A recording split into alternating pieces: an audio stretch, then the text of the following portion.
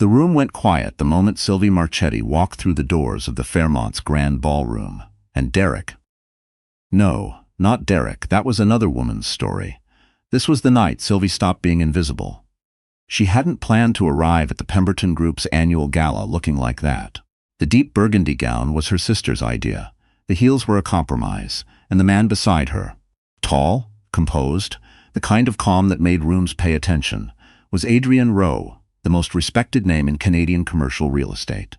Sylvie had met him 6 weeks earlier across a boardroom table, where she'd been hired to consult on a heritage restoration project in Old Montreal. She hadn't known then that she'd be standing beside him tonight. She hadn't known a lot of things. What she did know was that her ex-husband was somewhere in this room. She felt it before she saw him. That particular tightening in her chest, the one she'd spent 14 months trying to breathe away in a therapist's office on Sherbrooke Street.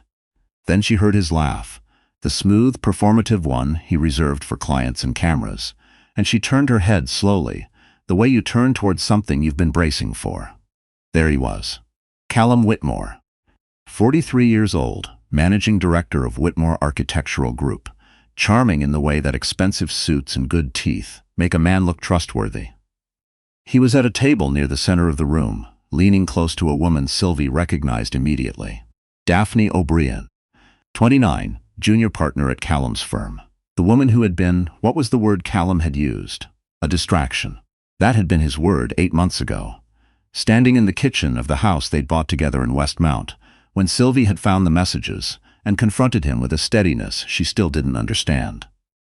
It was a distraction, Syl. It doesn't mean anything. The divorce had been finalized 3 months later. By then, Daphne had moved into that kitchen. Sylvie had moved into a 2-bedroom apartment in the Plateau with their daughter, 4-year-old Rosie, and a very old cat named Biscuit, who had never liked Callum anyway. She had not looked back, or she had tried not to. The truth was, she had looked back every single day for 14 months, usually around 2 in the morning when Rosie was asleep and the apartment was too quiet, and Sylvie sat at her drafting table with cold tea and older drawings, wondering how she had missed it. How she had spent 11 years building a life with someone, and come away from it feeling like she'd been living in a house with a slow leak in the foundation. Everything looked fine until the floor gave way. But tonight was not 2 in the morning. Tonight was the Pemberton Gala, and Adrian Rowe had introduced her to 3 senior partners in the time it had taken her to cross the room, and the project she'd been working on for 6 months had just been shortlisted for the Prix de l'Excellence on architecture. And Sylvie Marchetti was 38 years old, and she was done feeling like rubble. She didn't intend to walk past Callum's table. The room was arranged in a way that made it almost unavoidable. She noticed the exact moment he saw her, the way his hand stilled on his wine glass, the microsecond of recalibration, the slight shift in Daphne's posture as the younger woman registered something had changed in the atmosphere without knowing what. Sylvie kept her gaze ahead. She didn't break stride. She didn't perform anything. She simply walked.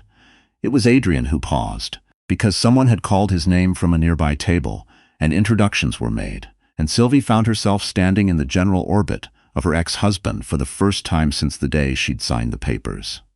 Sylvie, Callum's voice, measured, careful the way a man is careful when he's calculating in real time. She looked at him. Callum, that was all. That was enough. Because in that single exchange, Callum Whitmore had seen her, really seen her, standing beside Adrian Rowe, wearing a dress that fit like she'd been made for it, looking, as her sister would later say, like a woman who had absolutely no idea who he was. What Callum did not know, what no one in that room knew except Sylvie's lawyer and her accountant, was that the heritage restoration project she'd been consulting on for the past 6 months was valued at $47 million. What he did not know was that the project had originally been pitched to the Whitmore Architectural Group and quietly declined.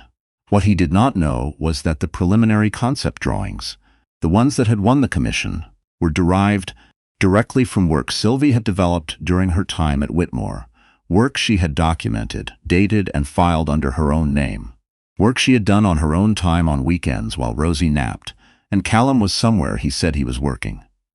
What he did not know was that Sylvie had known for a long time that she would need those files.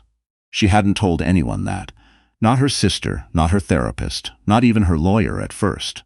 There is a particular kind of knowledge that a woman accumulates quietly over the course of a marriage that is going wrong. Not all at once, not in a single revelation, but in layers, the way sediment settles. A comment about whose ideas were really worth pursuing. A meeting she hadn't been invited to, for a project that had started with her sketches.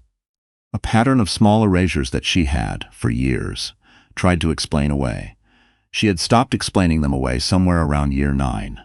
She had started keeping records. Callum called her the next morning. She saw his name on her phone screen and let it ring. He called again that afternoon. She was at her desk, reviewing structural notes, Rosie doing a puzzle on the floor nearby. She let it ring again. He left a voicemail. His voice had that particular quality she'd come to recognize over the years. The one he used when he needed something. Smoother than usual, with a hint of warmth that was tactical rather than genuine. "We should talk, Sil. Not about anything difficult. Just, it was good to see you last night. I think we've been overdue for a real conversation." She deleted it. She understood what the call was about. She'd understood it the moment she'd seen his face in the ballroom. The particular calculation that had crossed it when he'd registered Adrian Rowe's hand at the small of her back. The way a man who has spent years underestimating someone suddenly performs a rapid and disorienting reassessment. Callum had spent the last 14 months thinking of Sylvie as a problem that had been managed. She had moved to the plateau. She had taken the cat, and the child, and the drafting table. She had been, as far as he was concerned, absorbed into the category of things that were over. He had not accounted for the $47 million project. He had not accounted for Adrian Rowe. He had not accounted for the Prix de l'Excellence shortlist, which had been announced that same morning in a press release that several of his colleagues had apparently sent him.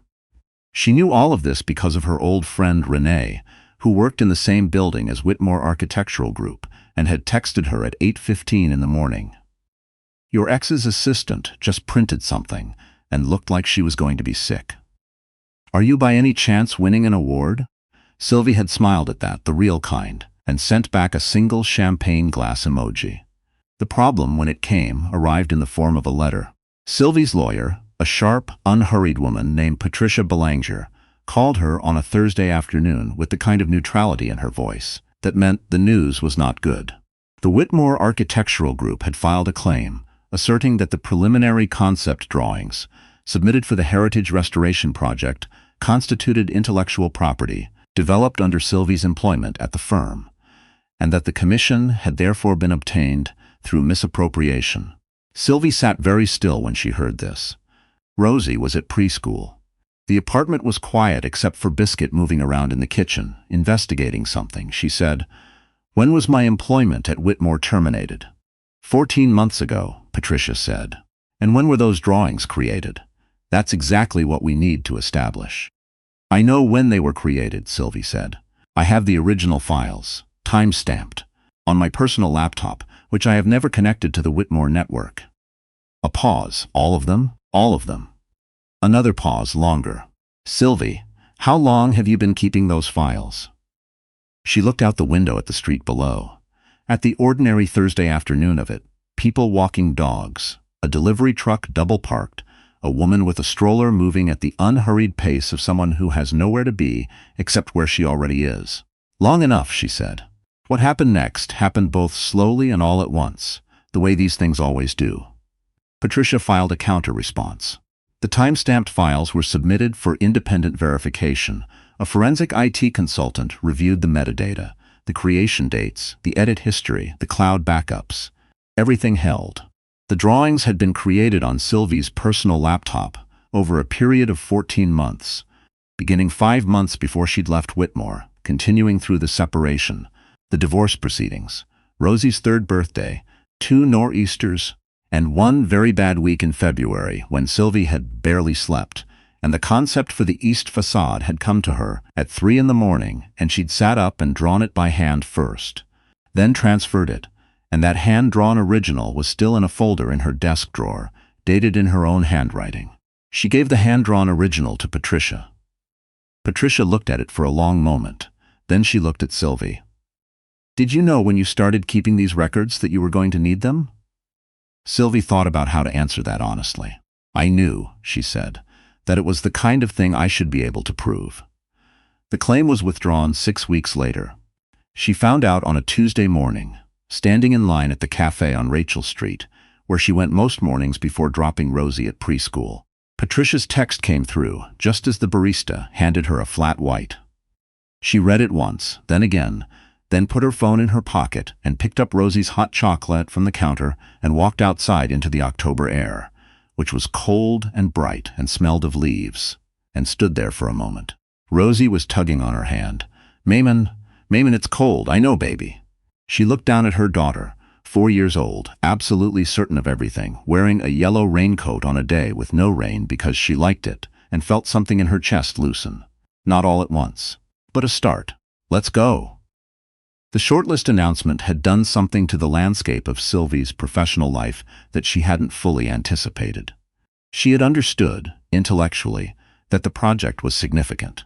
She had not entirely understood, in the way you understand something when it becomes concrete and real, how visible it would make her. Architects she had admired for years were emailing her. A firm in Vancouver reached out about a collaboration. A journalist from a design publication in Toronto wanted to profile her for a piece on women reshaping heritage conservation in Canada. She had said yes to that one, partly because the journalist had asked thoughtful questions in the initial inquiry, and partly because there was something she had wanted for a long time to say out loud in a context where someone would write it down. The profile ran in November. She was photographed in the east wing of the restoration site. Hard hat, slightly tilted because Rosie had knocked it when she'd visited the site that morning, and Sylvie had forgotten to straighten it. The journalist had included that detail. The hard hat, the daughter who'd visited, the fact that Sylvie had taken the commission at a point when she'd been starting over in almost every sense of the word. The piece was careful and specific in the way good journalism is, not making her into a symbol, just letting her be a person who had done a thing worth writing about. What the piece also mentioned, briefly and factually, was that the commission had been subject to a legal dispute that had since been resolved in Sylvie's favor. The journalist had asked her about it directly, and Sylvie had thought for a moment and then said, "I kept records of my own work. That's what I'd tell any woman in a creative field. Document what's yours. Date it. Keep it somewhere that belongs only to you." She had not named Callum. She hadn't needed to. Renee texted her a screenshot of the article with the message. His assistant sent this to the whole office. Accidentally, I think. Adrian had read the piece. He mentioned it at a site meeting in November, quietly, not making a thing of it. "Good article," he said. They were standing in the partially restored North Corridor, reviewing the window restoration schedule, and he said it the way he said most things, without preamble or performance, as a simple statement of fact. "Thank you," Sylvie said, the same way. She and Adrian Rowe were not, and she thought about this sometimes, with something that was mostly clarity and occasionally something else. They were not anything other than colleagues who respected each other's work and, increasingly, each other's company. He had not tried to be anything she hadn't asked him to be. He had simply been present, and consistent, and honest with her in the particular way that people are honest when they think you can handle the truth, which she had come to understand was its own kind of respect. He had told her, early on, that the preliminary drawings had been what won the commission. "The board had already made the decision before I walked in the room," he'd said. "I just happened to be the one who turned the lights on." She'd thought about that for days afterward. Callum's second call came in December. She picked it up this time because she had decided, calmly, in a considered way, the way she decided most things now, that there were certain conversations it was better to have than to avoid. "Sylvie." He sounded prepared. She recognized the preparation. "Callum, I wanted to. I owe you an apology for the claim." "That was." He paused. She could hear him choosing. "That was wrong. I let some people around me push me in a direction that I shouldn't have gone." She waited. "I also wanted to say that I've been thinking about everything, about how we handled the end of things. And I don't think I wasn't fair to you." She looked out the window. It had been snowing since morning, the soft, insistent kind that settled on everything and made the city look like it was holding its breath. "No," she said, "you weren't. I know that. I know I." Another pause. She could almost hear the recalibration. You've built something really remarkable here, Seal. The project, the recognition. I always knew you had it in you. And there it was. That was the sentence. I always knew you had it in you. As if the credit for what she had done belonged partly to his belief in her. As if she had been waiting all this time for him to see it. She felt nothing that she hadn't expected to feel. The anger had come and gone long ago, replaced with something cooler and more durable. I appreciate that, Callum, she said, in a voice that meant something quite different. I need to go. Rosie's up from her nap. Rosie was, in fact, watching a cartoon about a dog who could drive a fire truck. But the sentence ended the call. The Prix de l'Excellence announcement came on a Thursday in February, in a ceremony at the Palais des Congrès in Montreal. Sylvie's mother was there, askant, and her sister and Patricia, who had never been to an architecture ceremony before, and was wearing the expression of someone who found everything professionally interesting. Adrian was there because it was, in part, his project too, and because he had been asked to present another award earlier in the evening. Rosie was not there. She was at her grandmother's, asleep by 7:30, unconcerned with the entire situation, which Sylvie had always found one of the most grounding things about her daughter. Sylvie did not win. The award went to a firm in Quebec City for a project she'd actually admired. A school conversion that had kept the original gymnasium ceiling intact and turned it into a community reading room. She applauded genuinely. Afterward, at the reception, a woman she hadn't met before introduced herself, the principal architect from the Quebec City firm. They talked for 40 minutes about ceiling joists and community consultation, and the specific challenge of buildings that meant something to the people who grew up in them. It was the best conversation Sylvie had in a long time. She exchanged cards. She meant it. She was at the coat check when she heard her name and turned and found herself face to face with Callum again. He was alone. Daphne was not there. She would learn later from Renee that they had separated in January. He looked, she thought, tired in the way that specific kind of tiredness looks. Not from overwork, but from the sustained effort of maintaining a version of yourself that doesn't quite hold. Congratulations, he said. On the short list.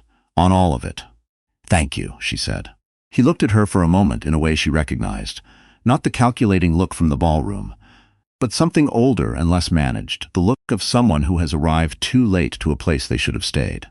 I think, he said slowly, that I never really understood what I had. She considered that. She didn't disagree with it.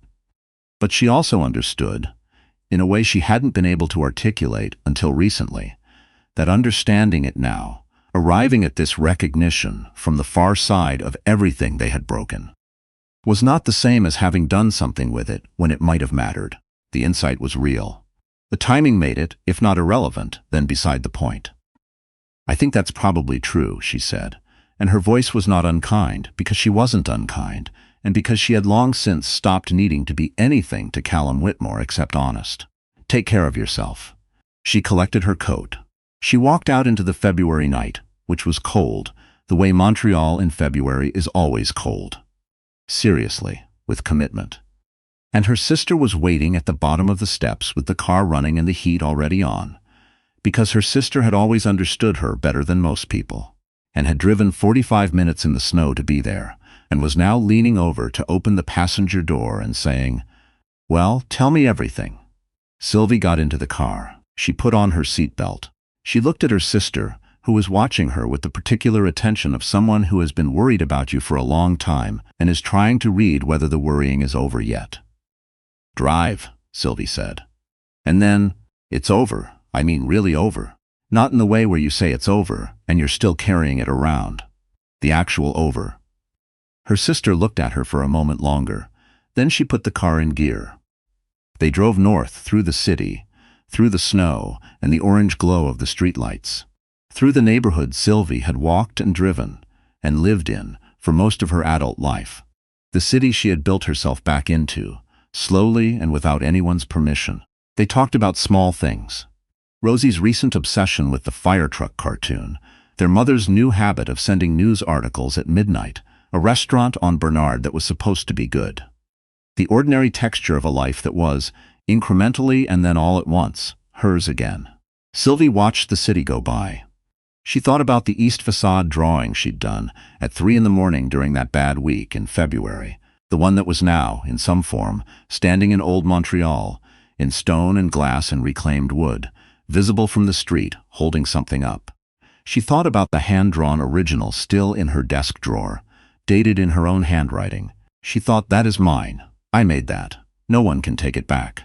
And she thought about Rosie asleep at her grandmother's, and concerned, and certain, yellow raincoat probably still somewhere on the floor, and the cat, and the drafting table by the window where she still worked in the mornings, before the rest of the world woke up, and the flat white from the cafe on Rachel Street, and the journalist who had written it down, and the colleague who turned the lights on, and the 14 months of keeping records, and the 14 months before that of knowing she would need to. She thought, I built this. All of it.